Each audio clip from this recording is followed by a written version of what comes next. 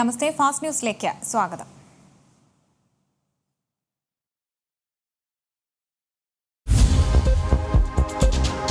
നാമനിർദ്ദേശ പത്രിക തള്ളിയതിനെതിരെ ബിജെപി സ്ഥാനാർത്ഥികളുടെ ഹർജി ഹൈക്കോടതി ഇന്ന് 2 മണിക്ക് പരിഗണിക്കും.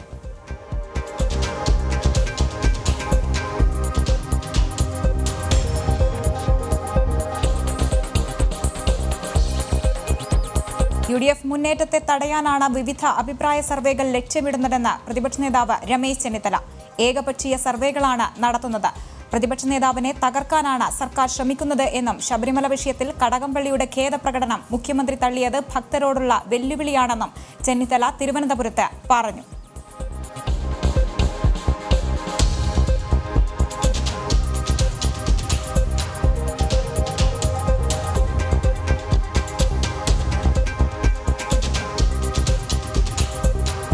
കൊല്ലം ലത്തീൻ രൂപതയ്ക്ക് കീഴിലുള്ള പള്ളികളിൽ സർക്കാരിനെതിരെ ഇടയലേഖനം വായിച്ചു. മത്സ്യബന്ധന മേഖലയെ ഇല്ലായ്മ ചെയ്യാനും വിൽക്കാനും ശ്രമം നടക്കുന്നുവെന്ന് ഇടയലേഖനത്തിൽ പരാമർശമുണ്ട്. കേന്ദ്ര സംസ്ഥാന സർക്കാരുകളെ വിമർശിച്ചാണ് ലേഖനം.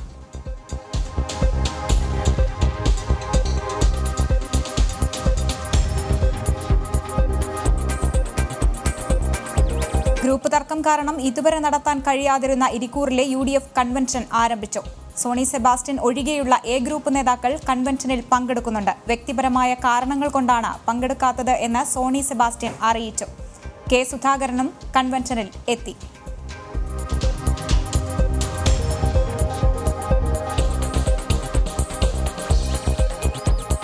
NDAയുടെ പത്രിക തള്ളിയതിൽ ഗൂഢാലോചനയെന്ന് BJP സംസ്ഥാന അധ്യക്ഷൻ K സുരേന്ദ്രൻ. വരണാധികാരി സ്വീകരിച്ചത് തെറ്റായ നടപടിയാണ്. നീതി ലഭിക്കുമെന്ന് പ്രതീക്ഷിക്കുന്നതായും സുരേന്ദ്രൻ പറഞ്ഞു. പ്രതികാരപരമായ നിലപാടാണ് സർക്കാരിനും CPM-നും NSSനോട് ഉള്ളത്. മുഖ്യമന്ത്രിക്കും കാനത്തിനും പരാജയ ഭീതിയാണെന്നും K സുരേന്ദ്രൻ പറഞ്ഞു. NSSനെതിരായിട്ടുള്ള കാനം രാജേന്ദ്രന്റെയും മുഖ്യമന്ത്രിയുടെയും നിലപാട് പ്രതികാര ബുദ്ധിയാണ് കാണിക്കുന്നത്. ശബരിമല വിഷയത്തിൽ NSS എടുത്തിട്ടുള്ള ശക്തമായ നിലപാടിൽ CPM-ന്റെ അടിത്തറ ഇളകിയതിനുള്ള പ്രതികാരമാണ് ശ്രീ കാനം രാജേന്ദ്രനും മുഖ്യമന്ത്രി പിണറായി വിജയനും ഇപ്പോൾ പ്രകടിപ്പിക്കുന്നത്. NSSനെ അനാവശ്യമായി വിമർശിക്കുന്ന മുഖ്യമന്ത്രിയുടെയും കാനം രാജേന്ദ്രന്റെയും നിലപാട് പരാജയഭീതിയിൽ നിന്നാണത് വന്നിരിക്കുന്നത്. അല്ല, നാമനിർദ്ദേശ പത്രിക ഭരണാധികാരിമാർ യഥാർത്ഥത്തിൽ സ്വീകരിക്കേണ്ട ഒരു നിലപാടല്ല സ്വീകരിച്ചിരിക്കുന്നത്.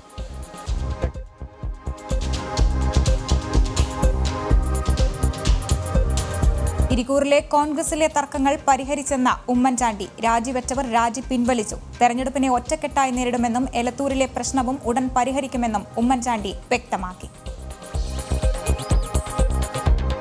പേപ്പർ വായിച്ചില്ലേ?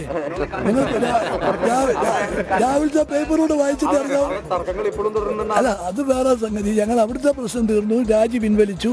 ഇന്ന് അവിടുത്തെ കൺവെൻഷൻ നടക്കുകയാണ്. എല്ലാവരും സഹകരിക്കും, ഒറ്റക്കെട്ടായിട്ട് ഇന്ന് വർക്ക് ചെയ്യും. ചില പ്രശ്നങ്ങൾ അവിടെ ഉണ്ടായിട്ടുണ്ട്.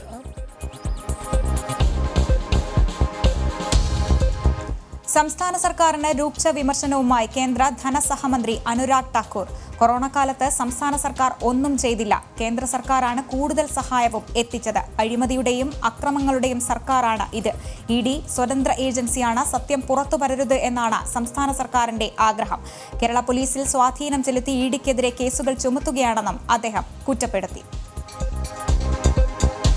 Well, on one hand, we see a major pressure even during the COVID-19 pandemic. If you look at the overall recovery rate per million, Kerala has not done well. They're among the lowest, but they've been busy giving the contract, as I read in the papers, to a US-based firm to manage the data of Keralites. Communist US connection or US firm connection. Not only here, but also they went against their policies for the fishermen or the fishing community. It seems to be a fishy deal, and they were caught for a fishing net while സംസ്കാരമില്ലാതാക്കാനാണ് communist പാർട്ടികളുടെ ശ്രമമെന്ന് Tejasvi Surya MP. നവോത്ഥാനത്തിന്റെ പേരിൽ ശബരിമലയെ ഇല്ലാതാക്കാനുള്ള CPM ശ്രമം മാതൃശക്തി ഒന്നടങ്കമാണ് ചെറുത്തത്. കേരളത്തിൽ BJP അനുദിനം വളരുകയാണ്. BJP അധികാരത്തിലെത്തിയാൽ കേരളത്തിൽ യഥാർത്ഥ വികസനം എന്തെന്ന് കാട്ടിത്തരുമെന്നും അദ്ദേഹം ജനം TVയോട് പറഞ്ഞു. BJP is growing in Kerala every day. More and more young people are joining the BJP every single day. This election, BJP will perform its best, a historic victory, and this will lay the foundation for a strong future for the BJP in the coming years.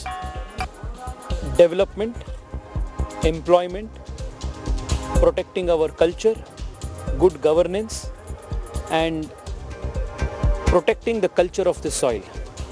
All of these are important issues which young people of Kerala are fighting for, and they have found the BJP as a platform.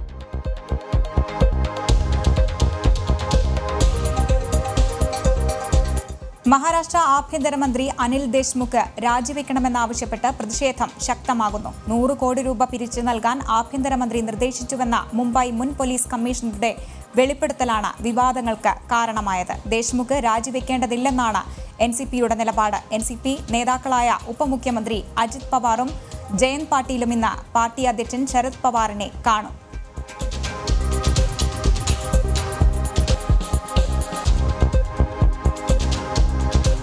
തെരഞ്ഞെടുപ്പ് രംഗം സജീവമാക്കി എറണാകുളത്ത് കൂടുതൽ ദേശീയ സംസ്ഥാന നേതാക്കൾ എത്തുന്നു. യുവമോർച്ച ദേശീയ അധ്യക്ഷൻ തേജസ്വി സൂര്യ MP, മീനാക്ഷി ലേഖി MP എന്നിവർ NDA സ്ഥാനാർത്ഥികളുടെ വിവിധ പ്രചാരണ പരിപാടികളിൽ പങ്കെടുക്കും.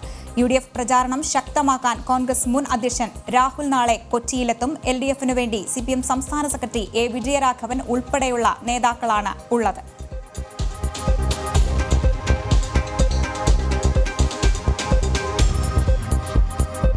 മഞ്ചേശ്വരത്ത് വീടുകൾ കയറിയുള്ള പ്രചാരണത്തിനാണ് BJP സംസ്ഥാന അധ്യക്ഷൻ K. സുരേന്ദ്രൻ പ്രാധാന്യം നൽകിയത്. മണ്ഡലത്തിലെ പ്രമുഖ വ്യക്തികളുമായും സുരേന്ദ്രൻ കൂടിക്കാഴ്ച നടത്തി. അടുത്ത ബുധനാഴ്ച മുതലാവും റോഡ് ഷോ ഉൾപ്പെടെയുള്ളവ നടക്കുക.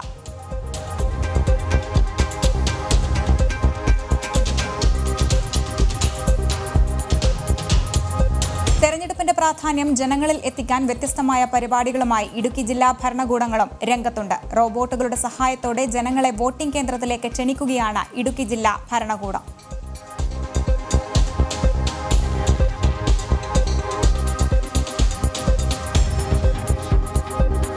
വ്യത്യസ്തമായ തെരഞ്ഞെടുപ്പ് പ്രചാരണവുമായി സുൽത്താൻ ബത്തേരിയിലെ NDA സ്ഥാനാർത്ഥി CK ജാനു. ലോക വനിതാ ദിനത്തിൽ സ്വയം എഴുതിയ കവിത തൊഴിലുറപ്പ് തൊഴിലാളികൾക്ക് മുന്നിൽ ആലപിച്ചായിരുന്നു ജാനുവിന്റെ വേറിട്ട പ്രചാരണം.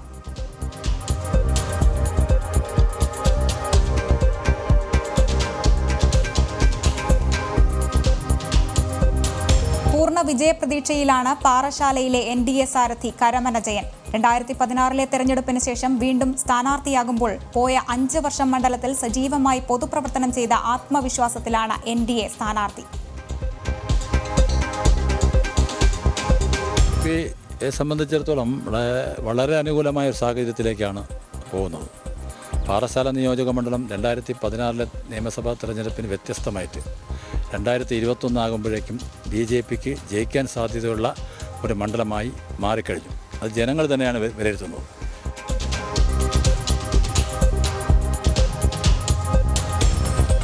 CPMന്റെ സിറ്റിംഗ് സീറ്റായ ആലപ്പുഴ പിടിക്കാൻ UDFനായി എത്തുന്നത് ഇടതുമുന്നണിക്ക് ആലപ്പുഴ ലോക്സഭാ മണ്ഡലം തിരികെ നേടിക്കൊടുത്ത ഡോക്ടർ KS മനോജ്. വിശ്വാസങ്ങൾ സംരക്ഷിക്കാൻ CPMന്റെ പടിയിറങ്ങിയ മനോജിന് കമ്മ്യൂണിസ്റ്റുകാർക്കിടയിൽ ഇപ്പോഴുമുള്ള സ്വീകാര്യതയിൽ ഏറെ വിശ്വാസമാണുള്ളത്.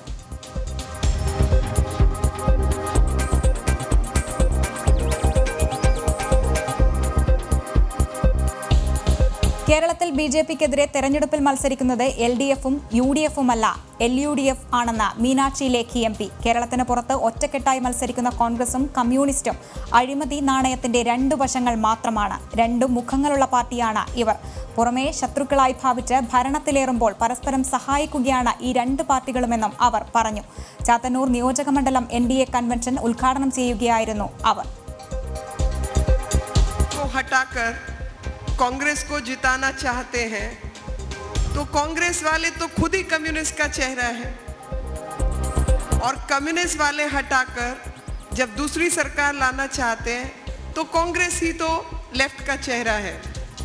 ഇവിടുത്തെ ജനത കമ്മ്യൂണിസ്റ്റിനെ തോൽപ്പിച്ചിട്ട് കോൺഗ്രസിനെ കൊണ്ടുവരുമ്പോൾ അവർക്ക് അതേ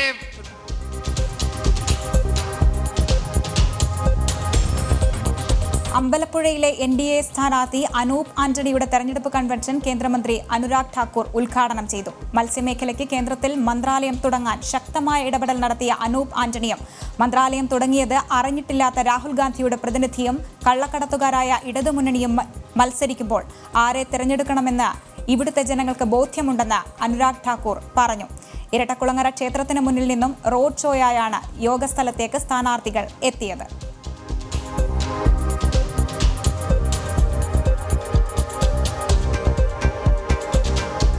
ബംഗാളിന് ശേഷം രാജ്യം ആകാംക്ഷയോടെ നോക്കുന്ന തെരഞ്ഞെടുപ്പ് ഫലമാകും കേരളത്തിന്റേത് എന്ന് BJP ദേശീയ വക്താവ് ഗോപാൽ കൃഷ്ണ അഗർവാൾ. NDA സ്ഥാനാർത്ഥികളുടെ നാമനിർദ്ദേശ പത്രിക തള്ളിയത് പരിശോധിക്കും. BJPക്കെതിരായ ബാലശങ്കറിന്റെ ആരോപണം അടിസ്ഥാനരഹിതമാണെന്നും അദ്ദേഹം പറഞ്ഞു. O. രാജഗോപാൽ പറഞ്ഞ ചില കാര്യങ്ങൾ അദ്ദേഹത്തിന്റെ മാത്രം അഭിപ്രായമാണെന്നും പാർട്ടി അഭിപ്രായമല്ല എന്നും BJP LDF-നോടും UDF-നോടും ഒരേപോലെ പോരാടുകയാണെന്നും ഗോപാൽ കൃഷ്ണ അഗർവാൾ കൂട്ടിച്ചേർത്തു. All the 140 constituency seats with full energy, vigor and for winning, and there is no understanding. We are fighting LDF and UDF, and with central leadership, every energy being put by our workers, etc. This is far from truth. Even LDF also said that his statement today I was reading that they are saying that we are not in sync with BJP. It is everybody knows. Devikulam മണ്ഡലത്തിൽ NDA സ്ഥാനാർത്ഥിയായി AIADMKയുടെ M. Ganesan മത്സരിക്കുമെന്ന് BJP. നേരത്തെ സ്വതന്ത്രനായി പത്രിക നൽകിയ Ganeshan NDA സ്ഥാനാർത്ഥിയായി പിന്തുണ നൽകും. ഔദ്യോഗിക സ്ഥാനാർത്ഥിയുടെയും ഡമ്മിയുടെയും പത്രിക തള്ളിയത് സംബന്ധിച്ച ചില സംശയങ്ങളുണ്ടെന്നും അവ വിശദമായി പരിശോധിക്കുമെന്നും BJP ജില്ലാ പ്രസിഡന്റ് KS അജി പറഞ്ഞു.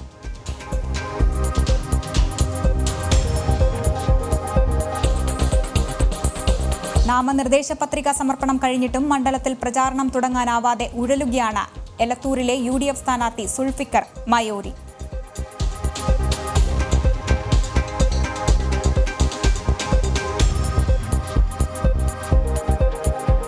തൃശൂർ ജില്ലയിൽ വിസ്തൃതിയിൽ രണ്ടാമത് നിൽക്കുന്ന മണ്ഡലമാണ് മണലൂർ. കർഷകർ തിങ്ങിപ്പാർക്കുന്ന മണ്ഡലത്തിൽ കൃത്യമായി വികസന അജണ്ടയുമായി ആണ് NDA സ്ഥാനാർത്ഥി N. രാധാകൃഷ്ണൻ മത്സരരംഗത്ത് ഉള്ളത്. തീർത്തും അനുകൂലമായ രാഷ്ട്രീയ സാഹചര്യം കൂടിയാണ് ഇത്തവണ മണ്ഡലത്തിലുള്ളത് എന്ന് ANR സാക്ഷ്യപ്പെടുത്തുന്നു.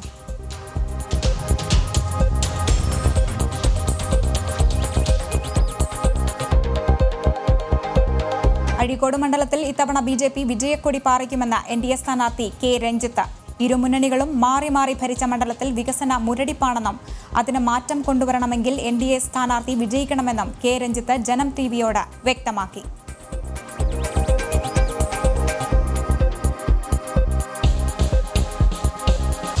സ്ഥാനാർത്ഥി പ്രഖ്യാപനം വൈകിയെങ്കിലും പ്രചാരണത്തിൽ മുന്നേറുകയാണ് ഏറ്റുമാനൂർ മണ്ഡലത്തിലെ NDA സ്ഥാനാർത്ഥി TN ഹരികുമാർ. സംസ്ഥാന സർക്കാരിന്റെ ജനവിരുദ്ധ നയങ്ങൾക്ക് ഇടതുമുന്നണിക്ക് തിരിച്ചടിയാകുമെന്ന് TN ഹരികുമാർ പറഞ്ഞു.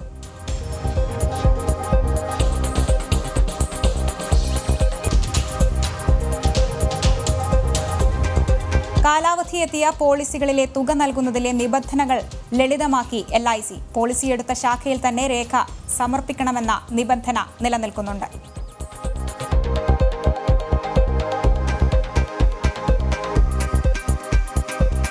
ഫാസ്റ്റ് ന്യൂസ് പൂർണ്ണമാകുന്നു. നമസ്തേ.